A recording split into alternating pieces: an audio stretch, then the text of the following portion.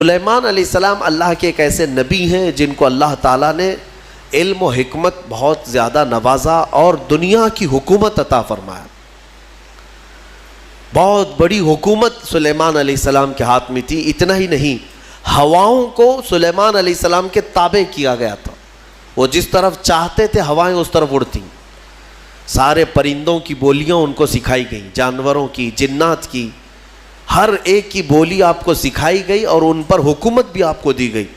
جب سلیمان علیہ السلام کا دربار لگتا تو وہ جس کو کہتے حاضر ہونے کے لیے اسے حاضر ہونا پڑتا، چاہے چونٹی بھی کیوں نہ ہو. پرندوں میں، جانوروں میں کبھی جھگڑا ہوتا تو فیصلے کے لیے سلیمان علیہ السلام کے پاس آتے کہ بھی فیصلے حضرت سلیمان علیہ السلام کیا کرتے. ایک مرتبہ ایسا ہوا کہ سلیمان علیہ السلام اپنے لشکریوں کے ساتھ کسی جگہ گزر رہے تھے اور وہ چونٹیوں کی آبادی سے گزرنے والے تھے. ابھی کافی دور تھے، 1 میل دور. تو چونٹیوں نے محسوس کر لیا کہ سلیمان علیہ السلام آ رہے ہیں. تو ان کی جو ملکہ ہے چونٹیوں کی، وہ کہتی ہے قالت نملۃ یا ایھا النمل ادخلوا مساکنکم لا یحطمنکم سلیمان وجنودہ وہم لا یشعرون. چونٹی کہتی ہے، بڑی والی جو چونٹی تھی ان کی ساری چونٹیوں سے، کہ اے چونٹی کو اپنے اپنے سوراخوں میں چلی جاؤ، اپنے گھروں میں اندر داخل ہو جاؤ، اس لیے کہ سلیمان علیہ السلام اور ان کا لشکر آ رہا ہے، کہیں وہ بے خبری میں تمہیں روند کرنا چلے جائیں. یہ چونٹی نے کہا اور ساری چونٹیاں دوڑنے لگیں. لیکن قرآن میں اللہ فرماتا ہے فَتَبَسَّمَ ضَاحِكًا مِّن قَوْلِهَا. حضرت سلیمان علیہ السلام اس چونٹی کی بات پر ہنس پڑے، مسکرائے. 1 میل دور سے سلیمان علیہ السلام چونٹی کی آواز سن رہے ہیں، چونٹی کی بات کو سن رہے ہیں اور اس پر مسکرا بھی رہے ہیں. میرے عزیزو، یہ عام انسانوں کی بات نہیں، یہ نبیوں کی طاقت کی بات کر رہا ہوں. اللہ تعالیٰ نے انہیں وہ ظرف دیا ہے، وہ کان دیا ہے جس کے بارے میں ہم کہتے ہیں دور و نزدیک کے سننے والے وہ کان لالے کرامت پہ لاکھوں سلام. ہم یہاں سے پکارے وہ وہاں سے سنے، مصطفیٰ کی سماعت پہ لاکھوں سلام. ہمارا موقف اور ہمارا عقیدہ قرآن کے مطابق ہے یا نہیں؟ جب سلیمان علیہ السلام جو بنی اسرائیل کے نبی ہیں چونٹیوں کی پکار سنتے ہیں تو جو سب نبیوں کے سردار ہیں کیا امتیوں کی پکار کو نہیں سنیں گے؟ حضور پاک صلی اللہ تعالیٰ علیہ وسلم یقیناً اپنے ہر امتی کی آواز کو سنتے بھی ہیں. خود میرے آقا نے فرمایا ہے کہ جب کبھی کوئی درود پڑھتا ہے تو اس کے درود کو میں خود اپنے کانوں سے سنتا ہوں. اللہم صلی علی سیدنا محمد وعلی آلہ واصحابہ وبارک وسلم صلاۃ دائمۃ سرمدا ابدا. سلیمان علیہ السلام کے ساتھ ایک بار ایسا ہوا کہ آپ کا دربار لگا تھا، سارے لوگ حاضر تھے، جنات بھی ہیں وہاں پر، چرند پرند جانور حیوانات سب حاضر ہیں. سلیمان علیہ السلام سب کی خبر گیری کر رہے تھے. اس میں ایک پرندہ ہدہد نہیں تھا. ہدہد ایک پرندہ ہے، اونچی اڑان اڑتا ہے، بہت تیز اڑتا ہے. سلیمان علیہ السلام نے دیکھا اور پوچھا کہ یہ ہدہد پرندہ غائب ہے، کہاں ہے؟ سارے تو حاضر ہو گئے، وہ نہیں آیا. فقال ما لی لا اری الہدہد. حضرت سلیمان علیہ السلام کہتے ہیں کیا ہوا ہے ہدہد کو؟ یہاں میں نہیں دیکھ رہا ہوں اس کو، کہاں گیا؟ لَأُعَذِّبَنَّهُ عَذَابًا شَدِيدًا أَوْ لَأَذْبَحَنَّهُ أَوْ لَيَأْتِيَنِّي بِسُلْطَانٍ مُبِينٍ. اگر وہ اس کے بعد آئے گا سخت سزا دوں گا، یا تو اس کو ذبح کر دوں گا، یا تو پھر کوئی معقول وجہ لے کر کے آئے، کوئی عذر ہونا چاہیے کہ محفل میں کیوں نہیں آیا. وہ نبی کی محفل ہے. تھوڑی دیر گزری تھی، اس کے بعد ہدہد آ گیا اور پھر اس کے بعد حضرت سلیمان علیہ السلام کے پاس آ کر اپنی خبر دینے لگا. کیا؟ وہ کہتا انی وجدت امرأة تملکہم وأوتیت من کل شیء ولہا عرش عظیم. اے اللہ کے نبی، میں جو غائب تھا اس کی وجہ یہ ہے کہ میں اڑتے اڑتے ایک ایسے ملک میں پہنچ گیا جہاں میں نے دیکھا کہ ایک خاتون لوگوں پر حکومت کر رہی ہے، ایک لیڈی حکومت کر رہی ہے. وہ عورت، اس کو اللہ تعالیٰ نے دولت سے نوازا ہے، مردوں پر وہ حکومت کر رہی ہے. وجدتها وقومها يسجدون للشمس. لیکن وہ کہتا ہے ہدہد، اس کی بات تو یہ ہے کہ میں نے اس کی قوم کو اور اس کو دیکھا کہ وہ سورج کی عبادت کرتے ہیں، اللہ کو چھوڑ کر سورج کی عبادت کرتے ہیں۔ پتہ یہ چلا کہ پرندوں کو بھی عجب لگتا ہے کبھی کوئی اللہ کے علاوہ دوسرے کی عبادت کرے۔ ہاں، یہ پرندے بھی ان پر لعنت بھیجتے ہیں، کہاں کہاں جھک رہے ہو تم؟ اللہ رب العزت جس نے پیدا کیا، سارے پرندے اگر کسی کی تسبیح بیان کرتے ہیں تو رب ذوالجلال کی۔ قرآن میں اللہ نے فرمایا وَإِن مِّن شَيْءٍ إِلَّا يُسَبِّحُ بِحَمْدِهِ، کوئی چیز دنیا میں ایسی نہیں جو اللہ کی حمد اور تسبیح نہ کر رہی ہو، وَلَكِن لَا تَفْقَهُونَ تَسْبِيحَهُمْ، ہاں یہ اور بات ہے کہ تم ان کی تسبیح کو سمجھ نہیں پاؤ گے۔ اگر کوا کائیں کائیں کر رہا ہے تو تمہیں کائیں کائیں لگے گا، لیکن وہ اللہ کی حمد بیان بھی کر رہا ہے، اسے سبحان بھی کہہ رہا ہے۔ تو پرندوں کو بھی عجب لگتا ہے جب سورج کے پرستشوں پجاریوں کو دیکھیں اور آگ کی پوجا کرنے والوں کو دیکھیں تو پرندوں کو بھی تعجب لگتا ہے۔ سلیمان علیہ السلام کے سامنے آ کر کے اس نے شکایت کیا، میں نے ایک عورت کو دیکھا ہے، اس کا نام سبا بلقیس ہے، اس کا نام سبا بلقیس ہے، اور وہ ایک بہت ہی عالی شان تخت پر بیٹھتی ہے، اس کا تخت بڑا مضبوط ہے، سونے اور چاندی سے جڑا ہوا، 80 گز لمبا 40 گز چوڑا، اتنا بڑا تخت ہے، اور اس کی حفاظت کے لیے جو لوگ مامور ہیں 7 دروازے بنائے گئے ہیں، اس کے اندر وہ تخت رکھا جاتا ہے، اور ہر دروازے پر پہرے دار الگ ہیں، باڈی گارڈ الگ ہے جو اس تخت کے اندر تک بڑی سیکیورٹی ہے۔ تو اس تخت پر وہ بیٹھتی ہے اور اس کو اس پر ناز ہے۔ حضرت سلیمان علیہ السلام نے اس کو معاف کر دیا، چلو کوئی ایک معقول وجہ تو لے کے آیا ہے۔ تب پھر سلیمان علیہ السلام نے کہا ایک خط لکھو اس کے نام پر۔ خط لکھا، حضرت سلیمان علیہ السلام نے پھر اس سے کہا ہدہد سے لے جا اور اس کے پاس ڈال دے یہ خط۔ خط میں کیا تھا؟ سلیمان علیہ السلام نے اس خاتون کو کہا اس سورج کی پرستش اور غیر اللہ کی عبادت سے نکل آ، اللہ رب العزت کی عبادت کی طرف آ، میں تجھے دعوت دیتا ہوں۔ یہ خط میں تھا۔ دین کی دعوت دینا نبیوں کا کام ہی ہے، انبیاء کرام علیہ السلام کا یہی وتیرہ رہا ہے۔ یہ خط لے جا کر کے سبا بلقیس کے پاس ہدہد نے ڈال دیا۔ ہدہد کے اس خط کو دیکھ کر کے وہ پڑھتی ہے، اس کے بعد اس میں لکھا ہوا تھا انہو من سلیمان و انہو بسم اللہ الرحمن الرحیم، سلیمان کی طرف سے یہ خط آیا ہے، اللہ کے نام سے شروع جو نہایت مہربان رحمت والا، اور اس کے بعد جو میٹر تھا اللہ تعالی علیہ واتونی مسلمین، گھمنڈ مت کر، میرے پاس مسلمان ہو کر کے آ جا۔ سلیمان علیہ السلام نے دعوت دی۔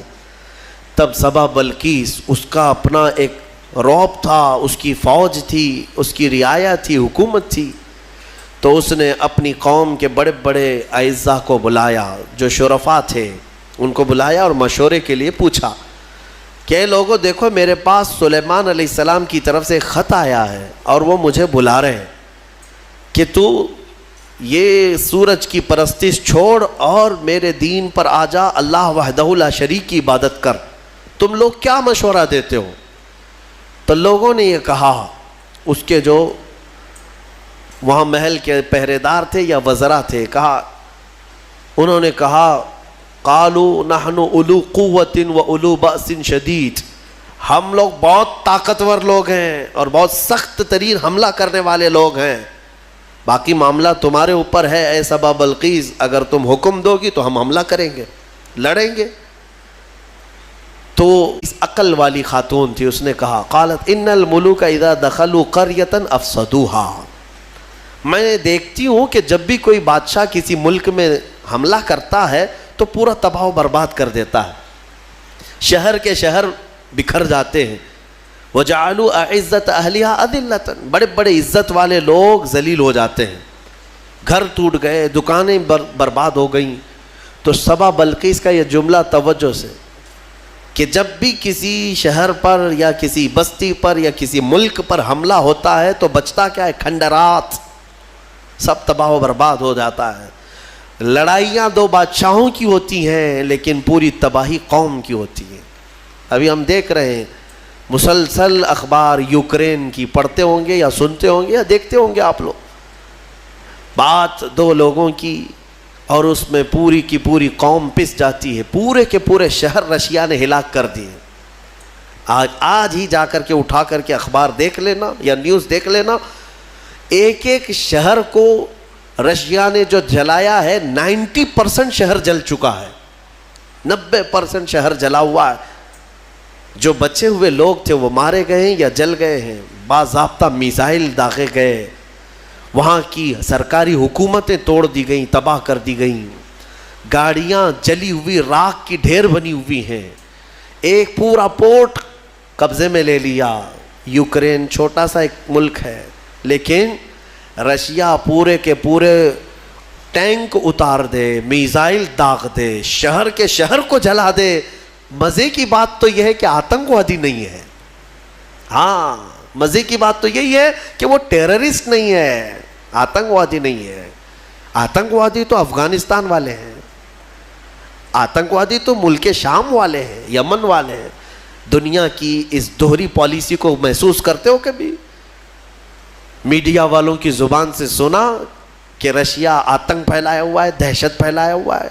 ارے اس نے نہ جانے کتنوں کو ہلاک کر دیا ابھی 50 دن کے اندر. 50 دن کے اندر بھوکے پیاسے لوگ ہیں وہاں پر. آج یہ ڈھکی چھپی بات نہیں, سب کی آنکھوں کے سامنے ہے, لیکن کوئی کہتا ہے اس پر؟ دو سپر لڑائیاں ہیں, دنیا اس میں بات کرنے سے بھی گھبراتی ہے. ہاں, کوئی سرکاری کمنٹ نہیں کرے گا ابھی رشیا کے بارے میں کہ تو ٹیررسٹ ہے یا تو آتنکوادی ہے, کیونکہ ان کو بھی اپنے انجام کی فکر ہے, کہیں یہ دادا ہمارے اوپر بھی حملہ نہ کرے. تو اس کا مطلب ہے کہ ٹیررسٹ, آتنکواد, دہشت گرد, یہ سب جو جملے ہیں نا, یہ خاص خاص لوگوں کے لیے ہے, خاص خاص لوگوں کے لیے ہے. ہاں, اپنا ہو تو بیٹا ہے, دوسروں کا ہو تو پٹا ہے. ہمارے ہاں کہتے ہیں نا, وہ پٹا دیکھو کیسا ہے, یہ پٹا کیسا ہے, وہ سب پٹے ہیں اور اپنا بیٹا ہے. تو ان کی جس سے جمتی ہے ملتی ہے وہ پورا کا پورا شہر تباہ کرے, نہیں امن کے لیے کر رہا ہے وہ. اور اگر کہیں کسی کے ہاتھ میں بلیڈ بھی مل گیا تو ارے یہ تو بڑا آتنکوادی ہے. یہ ہے دنیا کی پالی. بہرحال میں جو بات عرض کر رہا تھا, سبا بلقیس کی بات صحیح ہے کہ اس نے کہا کہ جب بھی کبھی بادشاہ کسی شہر میں آتے ہیں تو سب تباہ کرتے ہیں. میں یہ کام کرتی ہوں کہ کچھ ہدیے, تحفے, مال سلیمان علیہ السلام کے ہاں بھیج دیتی ہوں. اگر وہ مال کے لیے ہی کر رہے ہیں تو یہ ہدیے لے کر کے چپ بیٹھ جائیں گے, خاموش ہو جائیں گے, ٹیکس لے لیں گے میرے سے, لڑائی نہیں کریں گے اور نہ ہی مجھے دین کی دعوت دیں گے. تو بہت سارے قیمتی تحفے دے کر کے بلقیس نے بھیجا سلیمان علیہ السلام کے پاس. وہ لوگ لے کر کے آئے, کہا ہماری ملکہ نے آپ کے حوالے کیا ہے. حضرت سلیمان علیہ السلام نے دیکھا, کہا ارجع الیہم, لے جاؤ اپنی ملکہ کے پاس یہ واپس, اس سے کئی گنا زیادہ اچھا مال میرے مولا نے مجھے دیا ہے. تمہاری ملکہ, تمہاری خاتون مجھے مال سے خریدنا چاہتی ہے, لے جاؤ. دین کی دعوت ہم نے مال کے لیے نہیں دی, یہ واپس لے جاؤ. اور اگر اس کا ارادہ نہیں ہے, ہم ابھی آ رہے ہیں اپنا لشکر لے کر کے. ایسا لشکر لے کر کے آئیں گے کہ نہ پہلے کبھی تم نے سنا تھا نہ بعد میں کوئی سنیں گے. اور اس کے بعد جب ان لوگوں کو پلٹا دیا واپس, پھر سلیمان علیہ السلام نے اپنے ہی مجمع میں پوچھا کہ یہ تو گئے واپس, اپنی ملکہ کو آئے گی ضرور, آئے گی ضرور, لیکن میں یہ چاہتا ہوں کہ سبا بلقیس کے آنے سے پہلے اس کا تخت یہاں لایا جائے. کوئی ہے مجمع میں؟ قرآن میں ہے, قال عفریت من الجن انا آتیک بہ قبل ان تقوم من مقامک. ایک سرکش جن کھڑا ہوا, جنات میں سے ایک جن کھڑا ہوا اور اس نے کہا اے اللہ کے نبی میں لے کر آؤں گا. کتنی دیر میں؟ کہا آپ کی مجلس ختم ہونے سے پہلے پہلے لے آؤں گا. سلیمان علیہ السلام فلسطین میں ہے اور سبا بلقیس غالباً یمن کے کسی علاقے میں. یہ تقریباً 1000 کلومیٹر سے زیادہ کا فاصلہ ہے, اور جن کہتا ہے کہ آپ کی مجلس ختم ہونے سے پہلے میں لاؤں گا. ہماری تفسیر کی مجلس چل رہی, کتنی دیر چلے گی؟ یا سلیمان علیہ السلام کی مجلس ہوگی, دن بھر چلے, آدھا دن, پاؤ دن, گھنٹہ, اس نے کہا تو سلیمان علیہ السلام نے کہا اس سے بھی جلدی مجھے چاہیے، اس سے بھی جلدی چاہیے۔ جن، آپ یہی سمجھتے ہیں نا جنات سب سے زیادہ طاقت والے ہیں، اور جنات کو حاصل کرنے کے لیے بیچارے کتنے کیا کیا عملیات میں لگے رہتے ہیں اور سر پھرے بن جاتے ہیں۔ ہاں موکل چاہیے، جنات چاہیے، کائے کو چاہیے؟ ارے ایک جنات قابو میں آئے گا تو ایک بینک پوری اٹھا کے لائے گا۔ ہاں دیکھا ہے کہیں کوئی ایکسس بینک لوٹ کر کے جنات لے گئے ہوں؟ کوئی بینک اٹھا کر کے خواہ مخواہ کی چیزوں پر کیوں پڑے رہتے ہو؟ یہ ان باباؤں کے چکر ہیں جنہوں نے تن آسانی تمہیں سکھائی ہے، تم کو اپنی طاقت معلوم نہیں۔ جنات دنیا میں اگر کسی سے ڈرتے ہیں تو ہم انسانوں سے ڈرتے ہیں، تمہیں پتہ ہی نہیں انسانوں سے ڈرتے ہیں۔ اگر ڈر نہ ہوتا تو سب کو مار چکے ہوتے ہو ابھی۔ اللہ نے تمہارا رعب رکھا ہے جنات پر، وہ براہ راست ڈائریکٹ آ کر نقصان نہیں پہنچاتے۔ خیر اس کے بعد ہوا کیا؟ قال الذی عنده علم من الکتاب انا آتیک بہ قبل ان یرتد الیک طرفک۔ پھر سلیمان علیہ السلام کے امتیوں میں سے ایک انسان وہ کھڑے ہوئے جن کے پاس کتاب کا علم تھا۔ کون سی کتاب؟ زبور کا۔ زبور کے وہ حافظ تھے، نبی نہیں تھے۔ سلیمان علیہ السلام کی امت کے ایک ولی تھے آصف بن برخیا، وہ کھڑے ہوئے کہا اے اللہ کے نبی میں لے آتا ہوں۔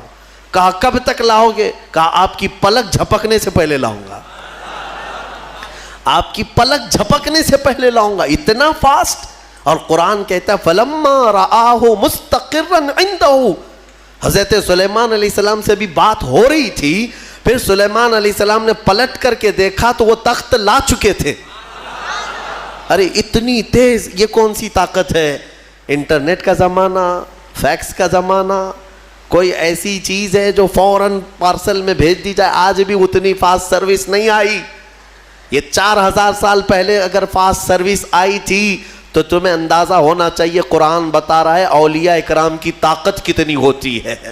اور اسی کو میں کہتا ہوں، پھر اندازہ کرو بنی اسرائیل کے ایک ولی پلک جھپکنے سے پہلے تخت لا سکتے ہیں، تو امت محمدیہ کے ولی غوث اعظم عبد القادر جیلانی بغداد میں بیٹھ کر کے اگر یہ فرمائیں کہ میرا مرید مشرق میں ہو اور میں مغرب میں ہوں، اگر اس کا سطر کھل جائے، مجھے اس نے پکارا تو میں وہیں سے اس کی سطر پوشی کروں گا۔ بالکل غوث پاک نے حق فرمایا، کیونکہ اولیاء کو اللہ نے وہ طاقت اور وہ تصرف عطا کیا ہے۔ بہرحال وہ تخت تو آ گیا۔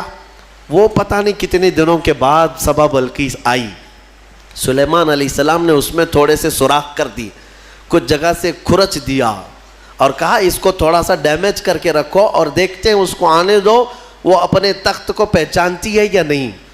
وہ آئی بڑا لمبا سفر طے کر کے، اور بلقیس کے آنے کے بعد سلیمان علیہ السلام نے اندر بلایا اور پھر پوچھا کہ یہ تخت کو پہچانتی ہو؟ یہ تخت جانتی ہو؟ تیرا تخت بھی ایسا ہی ہے؟ سبا بلقیس نے کہا میرا تخت ایسا نہیں، میرا یہی تخت ہے۔ قالت کأنہ ہوا، وہ ایسا نہیں ہے، دکھتا نہیں ہے، یہی ہے، دنیا میں ایسا دوسرا تخت ہے ہی نہیں۔ اور اس کے بعد سبا بلقیس نے فوراً کلمہ پڑھا اور سلیمان علیہ السلام کے دین میں داخل ہو گئی۔ یعنی اپنے غرور میں نہیں، یا گھمنڈ میں نہیں، یا بادشاہت کا نشہ نہیں، بلکہ سلیمان علیہ السلام کے دین پر وہ ایمان لائی، اللہ وحدہ لا شریک کی عبادت میں آ گئیں۔ یہاں تک کہ روایات میں ہے کہ سلیمان علیہ السلام نے سبا بلقیس سے نکاح بھی فرمایا۔ اللہ تبارک و تعالی ان تمام چیزوں سے ہمیں درس لینے کی توفیق عطا فرمائے۔ وقت کافی ہو چکا۔ یہ سورہ نمل کی آخری آیتیں تھیں جس میں اللہ تعالیٰ نے فرمایا کتاب کا علم رکھنے والے کو یہ طاقت دی گئی تھی، وہ بھی زبور کا علم تھا اس امتی کے پاس جو آصف بن برقیہ تھے۔ اب اندازہ کرو جس کے پاس قرآن کا علم ہوگا تو اس کی طاقت کا اندازہ کیا ہو سکتا ہے۔ اسی لیے مولا کریم نے تمہارے پاس دنیا کی سب سے بڑی طاقت قرآن عطا کیا ہے۔ خذوا ما آتیناکم، فرمایا پکڑو اس کو مضبوطی سے جو ہم نے تمہیں دیا ہے۔ انشاءاللہ العزیز یہ قرآن کو جس نے مضبوطی سے تھام لیا، پھر تمہاری کھوئی ہوئی عزت و وقار کو بھی تم پلٹا